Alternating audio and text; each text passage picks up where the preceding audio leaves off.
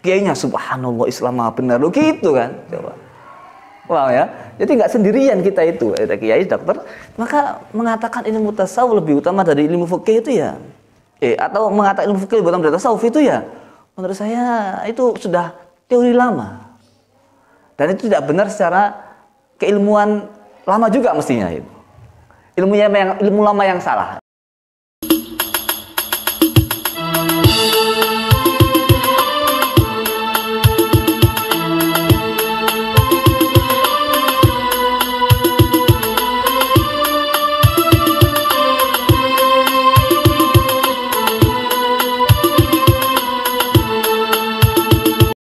Bismillahirrahmanirrahim. Alhamdulillahirabbil alamin. Allahumma shalli wa sallim ala sayyidina Muhammadin wa ala alihi wa sahbihi ajma'in. Allahumma 'allimna ma yanfa'una wa anfa'na bima 'allamtana innaka antal alimul hakim. Alhamdulillahirabbil alamin. Sekarang kita membahas tentang ilmu fikih dan ilmu tasawuf. Ada yang bertanya, lebih bagus mana ilmu fikih sama tasawuf? Atau bahkan ada statement yang mengatakan ilmu fikih itu lebih utama dari ilmu tasawuf. Dan ada juga yang pernah saya mendengar ada yang mengatakan ilmu fikih itu ilmu yang paling utama. Kalau itu disamakan begitu, sesungguhnya setiap ilmu itu utama ya. Dan setiap ilmu itu pasti mempunyai keterkaitan antara satu dengan yang lainnya. Makanya sekarang dalam istilah kontemporer itu ada integrasi keilmuan. Postur masail tetap tidak bisa otonom. Dalam membahas masalah kedokteran dia harus melibatkan tim medis, dokter. Jadi nggak bisa dia mengatakan ilmu dokter lebih bagus atau ilmu fikih lebih bagus. Karena dia saling keterkaitan seperti hukum kayak pedofilia apa itu Pak, suntik. Orang yang memerkosa anak kecil kemudian disuntik supaya dia tidak punya syahwat itu ya. Itu kan harus melibatkan tim medis. Bagaimana efeknya ke tubuh, bagaimana dampaknya dan seterusnya. Jadi ilmu itu sesungguhnya integrasi, mempunyai keterkaitan.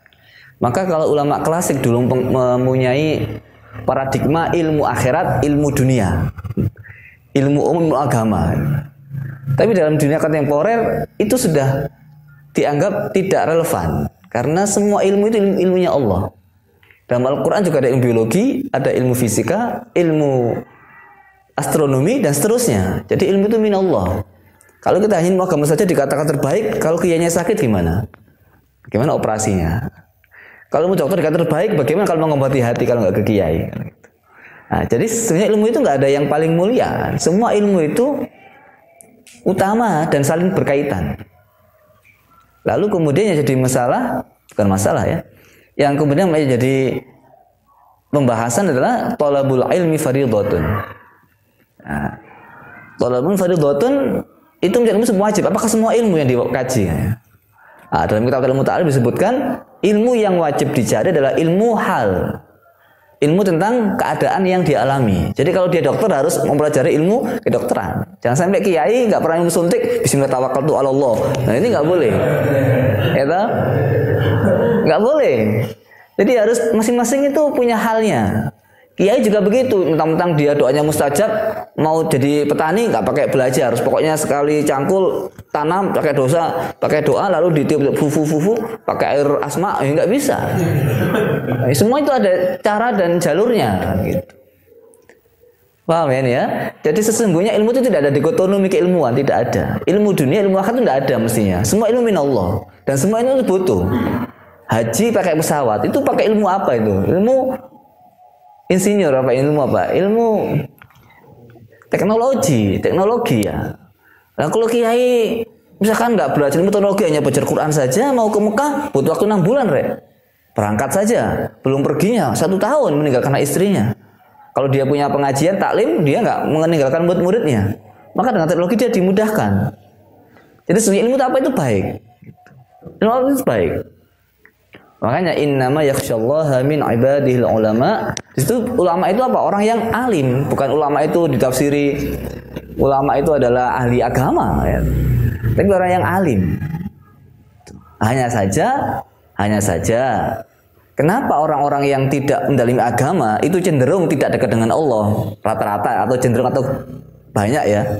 Ya nggak banyak juga, artinya biasanya gitulah ya. Ya karena memang dia ini keluar dari koridor inti agama. Contohnya dalam apa saja melangkah harus karena Allah. Nah dia lupa itu. Harus ikhlas.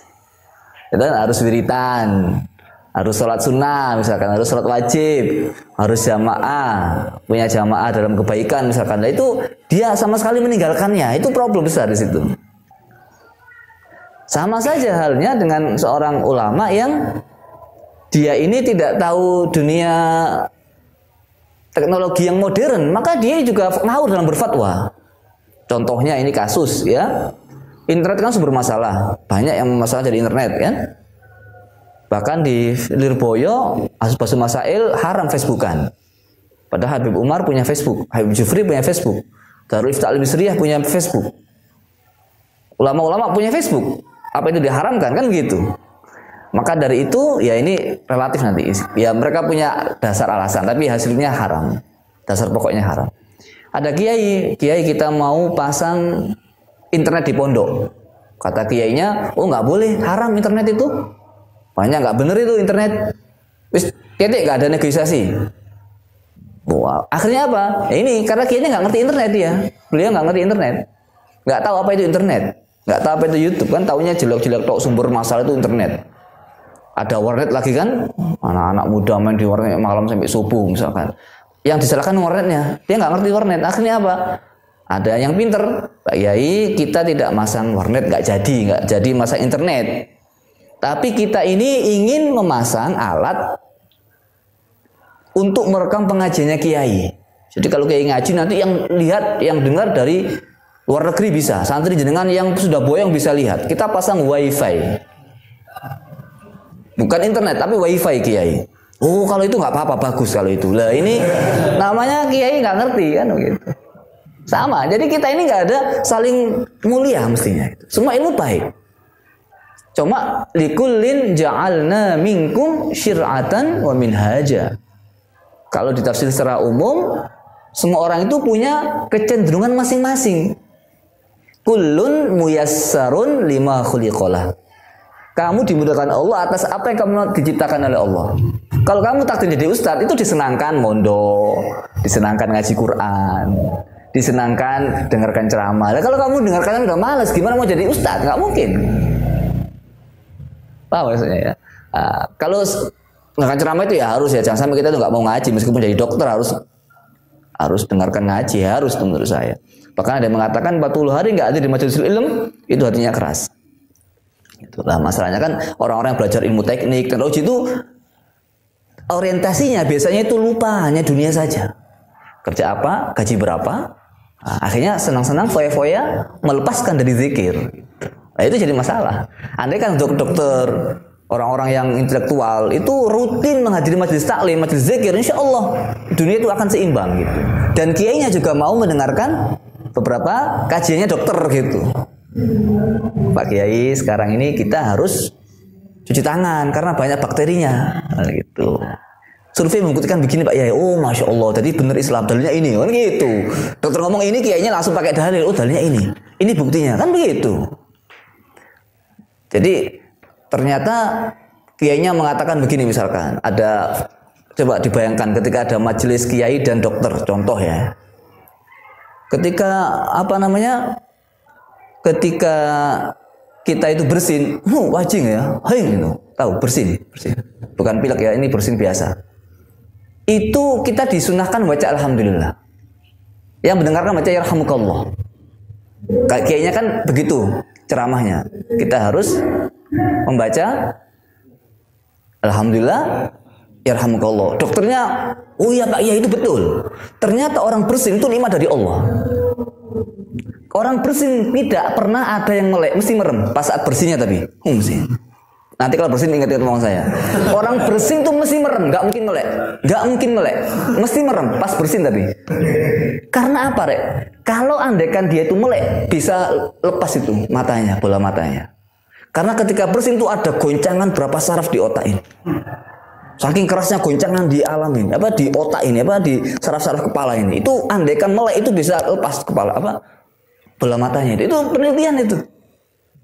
Kiainya subhanallah Islam benar lo gitu kan. Coba. Wow ya. Jadi nggak sendirian kita itu, kiai dokter. Maka mengatakan ilmu tasawuf lebih utama dari ilmu fikih itu ya. Atau mengatakan ilmu fikih lebih utama dari tasawuf itu ya. Menurut saya itu sudah teori lama. Dan itu tidak benar secara keilmuan lama juga mestinya itu. Ilmu lama yang salah itu.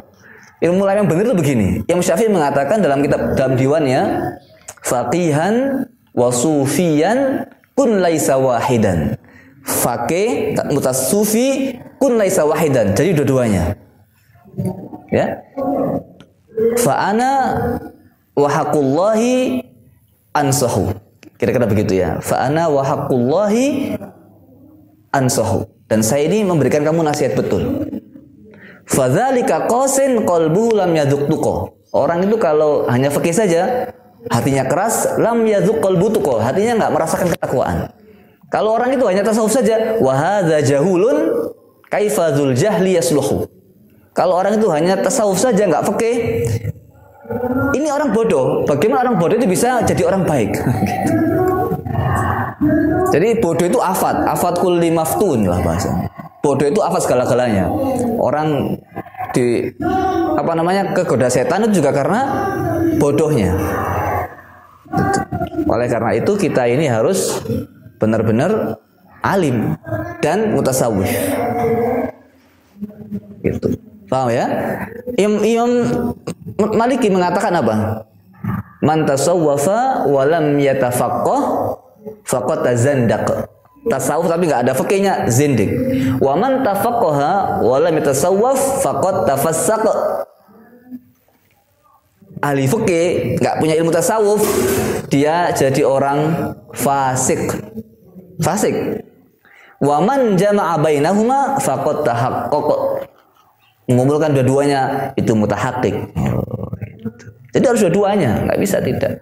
Kita punya kambing 40, sebelum 40 39 disembelih, nggak pernah zakat. Ya kan? Punya harta sebelum setahun dihabiskan beli macam-macam, beli mobil, beli motor, beli kos-kosan. Akhirnya nggak jadi zakat. Kapan kita beribadah kepada Allah kalau itu caranya? Jadi justru kalau mau dilihat lebih barokah mana, ya sama-sama barokahnya. Tapi ilmu fikih itu sering terjadi menyebabkan masalah dalam dunia peragamaan. Bukan tasawuf yang jadi masalah itu, tapi ilmu fikih yang jadi masalah itu. Gara-gara beda kunutnya orang berantem. Beda bismillah orang berantem. Beda cara sujudnya orang berantem. Fikih itu, dari dulu itu seperti itu. Dan fikih itu juga saling mengklaim. Sampai ada sebuah syair, fala'natu rabbina 'ala man lam yatamadzhab bi madzhabi Abi Hanifah. Laknat Allah sejumlah butir pasir di dunia bagi orang yang tidak ikut mazhab Abu Hanifah. Kan fikih ini. Mana ada tasawuf begitu? Barang siapa yang ikut thariqahku dia mati atau laknat, enggak ada. Belum saya dengar apa tidak, belum saya baca. Tapi kalau sudah fikih itu saling mengklaim kebenaran. Kamu nggak sah, kamu haram, kamu dosa, dan kamu nggak diterima, itu fikih. Dan berapa banyak orang gara-gara fikih ibadahnya menjadi was-was. Tapi kalau tasawuf sebaliknya, membuat hati tenang. Dan fikih sama tasawuf kalau bertentangan, mana didahulukan? Survei membuktikan yang didahulukan adalah tasawuf. Bukti sekarang. Yang Syafi'i, qunut itu kan sunnah. Yang Abu Hanifah enggak sunnah. Yang Syafi'i sholat di makbarahnya Abu Hanifah tidak pakai qunut. Syekh Sudes, kalau di Mekah alhamdulillah, kalau di Indonesia pakai bismillah. Syekh Maliki, Abu Yazid Maliki, itu kan pakai alhamdulillah di pondok beliau, mazhab Maliki. Muridnya jangan macam-macam, pakai bismillah kalau pulang. Gitu Syekh Maliki. Kiai Idam Khalid, PBNU apa? Jabatannya apa itu? Rois apa PBNU, PP itu. NU, Kiai Idam Khalid. Itu ketika sholat di belakangnya Muhammadiyah, di belakang ada Buya Hamka, nggak pakai kunut. Buya Hamka imami ada Kiai Khalid, Buya Hamka hafal kunut. Oh, gitu Rek. Ini benar-benar tasawufnya dikedepankan, jangan kok fikihnya. Kalau fikih dikedepankan hancur berantakan. Contoh, sholat imam perempuan itu kan nggak boleh kan ya, jelas kan? Yang mazhab kan nggak boleh. Tapi ada yang mengatakan boleh, yang Tabari, Al-Muzani itu boleh mengatakan yang sholat dari perempuan. Coba bagi orang yang boleh sholat perempuan imam, langsung ramai itu dikatakan sesat, aliran, nyeleneh, menyimpang gitu. Ya apa tidak? Fikih itu justru menjadi problem banyak orang. Meskipun dia juga urgen dalam beribadah, tapi problematiknya tinggi sekali. Tasawuf jarang orang berantem dalam dunia pertasawufan. Mana ada sufi-sufi itu berantem? Ada. Ya apa tidak? Oke, saya kira demikian ya.